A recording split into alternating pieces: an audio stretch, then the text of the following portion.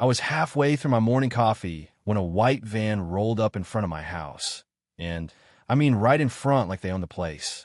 Out jumped 6 people in matching polos, carrying folding white wedding chairs across my lawn like it was some kind of parade. I blinked, trying to make sense of it. One woman with a clipboard and a Bluetooth earpiece was barking orders like she was directing a Broadway set.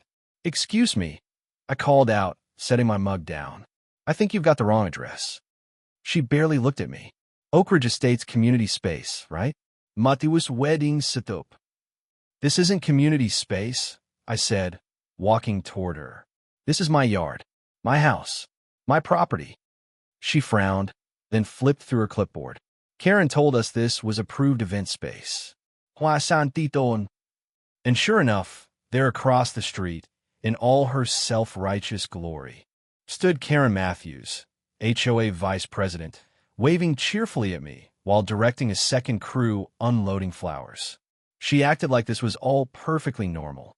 When I walked over, her fake grin didn't even twitch. "Morning, David," she sang out like we were buddies. "Isn't this exciting? Melissa's big day."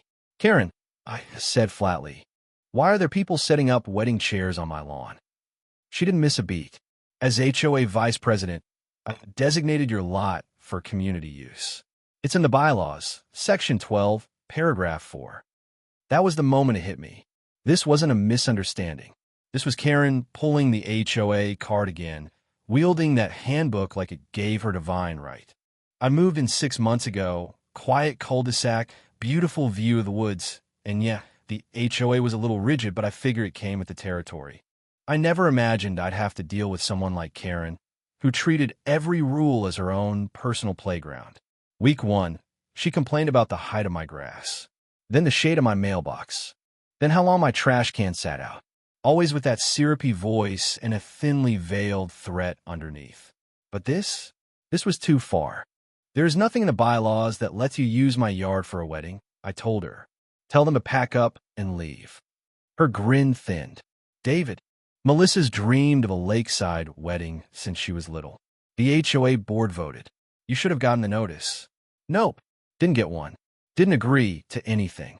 This is trespassing." She gave a dramatic sigh like I was the problem. "It was in a newsletter. We all chip in. Henderson's did July 4th. Clark's did Halloween. It's your turn." I stared her down. "You've got 5 minutes to clear my property. Then I call security." Her eyes narrowed. "You really want to make enemies here?" If only she knew. Over the next few weeks, the pressure campaign ramped up. Neighbors started dropping by, friendly faces delivering guilt trips. "It would mean so much to Melissa," one said. "It's just one day." When that didn't work, the HOA violations started rolling in like clockwork. My hedges were encroaching. My house paint was fading. Fines threatened if I didn't comply in 72 hours. I documented everything, took photos, sent letters. But the board was Karen's playground. They weren't going to stop her. Then it got weirder. Landscapers showed up, uninvited, trimming my bushes. HOA maintenance schedule, they claimed. Chalk markings appeared in my backyard, like outlines for a tent. Karen's answer? Community standards. She smiled that tight, smug smile every time I said no. But I guess she figured no was just a suggestion. The day before the wedding, I came home from work and froze. My backyard was a wedding venue. Tent going up, chairs facing the lake, dance floor on my patio. I stormed across the lawn. "Stop right now. This is private property." The crew didn't stop. Their foreman looked confused. "We have approvals. HOA gave us codes." "I don't care what they told you," I snapped. "You're trespassing." And then Karen appeared, clipboard in hand, smug as ever. "David, don't make a scene," she said, like I was being unreasonable. "Everything's proceeding as planned." "This is illegal," I said. "Show me where it says you can use my backyard." She waved it off. Section 12. Reasonable accommodations. Reasonable means noise or parking, not stealing someone's yard for 200 guests. She stepped in close. "This wedding is happening tomorrow. Mayor, business leaders, all invited. You should feel honored. I suggest you smile and be a good neighbor." I just stood there, stunned. She mistook my silence for surrender and walked off. That was her mistake. What Karen didn't know was I'm a civil engineer. I know people with trucks, permits, and bulldozers. And more importantly, I know how to play the system better than she thinks she does.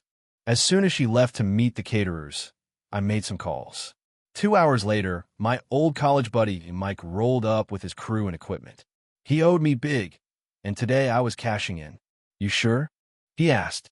Flatten it, I said. Everything. What happened next was surgical.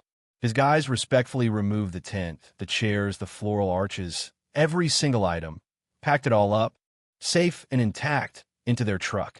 Then came the excavator. By sundown, my backyard was a bare, leveled patch of dirt. No flowers, no gazebo, just a perfectly graded construction zone. Permit already filed with the county, backyard renovation, grading for home addition, all legal, all outside HOA jurisdiction. Then came the show. Karen's car screeched to a halt. She got out, saw the dirt, and screamed like a banshee. Melissa, trailing behind, broke into tears. Karen stomped over. What did you do? Starting renovations, I said, showing her the permit. Everything's stored safely. You can return it. You've ruined my daughter's wedding, she shrieked. We'll hold an emergency meeting. You'll restore everything. I smiled. County permits trump HOA rules. There's nothing your little club can do. That's when she snapped. She charged at me, shoving hard. You selfish man. You ruined everything. Neighbors came out. Phones were recording. Karen screamed, threatened, jabbed her finger in my face. Then she tried to break into my house. That was it. I pulled out my phone. 911, I need assistance. A woman's trying to break in. She lunged at me, knocked off my glasses, scratched my cheek, on camera. 10 minutes later, the cops rolled up.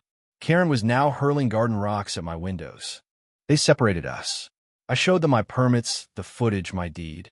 Neighbors backed me up. Karen? She just kept screaming. But I'm the HOA vice president. Ma'am, the officer said, the HOA isn't above the law. They cuffed her on the spot. Assault, trespassing, destruction of property. Melissa watched in horror as her mom was hauled away in a cruiser. The aftermath? Brutal.